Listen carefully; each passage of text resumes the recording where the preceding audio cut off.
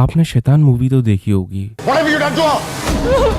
वशीकरण। जिसमें वशीकरण के बारे में बताया गया है। एक छोटी सी झलक दिखाई गई है कि आपकी लाडली मेरी कठपुतली है।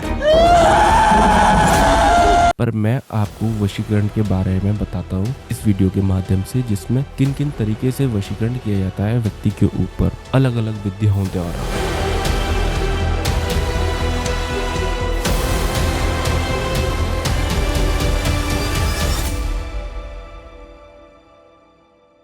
वशीकरण, क्या आप जानते हैं वशीकरण कितने प्रकार के होते हैं और किस किस तरीके से ये वशीकरण किसी व्यक्ति पे किया जा सकता है? जैसे भूत हो गया, चुड़ैल हो गई, डाइन हो गई, डाकनी हो गई, शाकनी हो गई, पिशाचिनी हो गई, जिंद हो गए, खईस हो गए, इन सब चीजों से भी वशीकरण होते हैं। अब ले लेते हैं, बात करते हैं हम देवों की। तो देवों में सारे देवों के द्वारा वशीकरण हुआ जा सकता है। जैसे बाबा बीरबलकी हो गए, काल भैरव हो गए, माँ काली हो गई, कामाख्या माता हो गई, पीताम्बरी माता हो गई। ये बड़ी बड़ी शक्तियां हैं। ऐसे काफी सारे देव हैं जो इनका वशीकरण से प्रयोग किया जाता है। अब आते हैं यंत्र। बहुत सारे यंत्र ऐसे होते हैं जिन यंत्रों को प्रकाशित करके बना करके उनमें भी वशीकरण का प्रयोग किया जाता है। यंत्र भी बहुत तरीके के होते हैं, अलग अलग तरीके के अलग अलग यंत्रों द्वारा भी वशीकरण किया जाता है। अब इसके बाद आता है इंद्रजाल। इंद्रजाल में भी काफी सारी संख्या है, काफी सारी प्रसंख्या है, यंत्र हैं, काफी सारे मंत्र हैं, तंत्र हैं जिनका प्रयोग करके वशीकरण किया जाता है। और बहुत सारे अलग अलग धर्म हो गए, जैसे बुद्धिज्म तंत्र हो गया, जैन तंत्र शास्त्र हो गया, इस्लाम तंत्र शास्त्र हो गया, शाक्त तंत्र शास्त्र हो गया। बहुत तंत्र, बहुत वास्ट है जो कि वशीकरण में अलग अलग माध्यम से प्रयोग किया जाता है।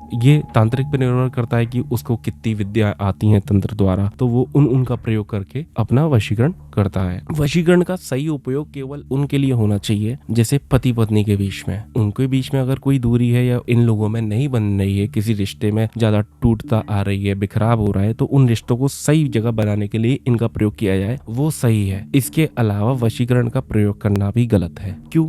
अब ये तांत्रिकों पे निर्भर करता है या साधक पे निर्भर करता है कि वो किस तरीके का वशीकरण कर रहा है, क्योंकि लोगों को तो नहीं पता होता। अब मान लीजिए कि जैसे कोई व्यक्ति किसी के पास गया, किसी साधक के पास, कि आप ऐसा ऐसा कर दीजिए, इनसे मेरा फेवरिज्म कर दीजिए, कि ये मेरे फेवरिज्म में रहे या लोग मेरे फेवरिज्म में रहे, तो इस तरीके से उन्होंने किया। अब आपको तो नहीं पता कि वो किस तरीके की विद्या यूज करने वाला है, आपको बस अपने काम से मतलब रहेगा। पर वो साधक पे निर्भर करता है कि वो किस तरह का जादू कर रहा है, जो व्यक्ति पे होने जा रहा है उस पे क्या प्रभाव पड़ेगा। क्या आपने कभी सोचा है? नहीं सोचा होगा, क्योंकि हर किसी को अपने व्यक्ति को अपने लालच से मतलब होता है। एक बार जरूर सोचना चाहिए। क्यों? क्योंकि अगर तंत्र किसी देव पक्ष के द्वारा किसी सही जगह पे किया जाए तो वो गलत नहीं होता। अगर वही तंत्र किसी भूत, चुड़ैल, डाकनी, शाकनी, पिशाचिनी, इन सब के द्वारा किया जाए तो ये आपका वो कार्य करने में तो बिल्कुल साधक रहेंगे, बिल्कुल सिद्ध तरीके से आपका कार्य करेंगे, पर उस व्यक्ति पर ये उसका प्रभाव रहेगा, वो हावी रहेंगे, उसके साथ बंधे रहेंगे, उसको भी परेशानियों का सामना करना पड़ेगा, क्योंकि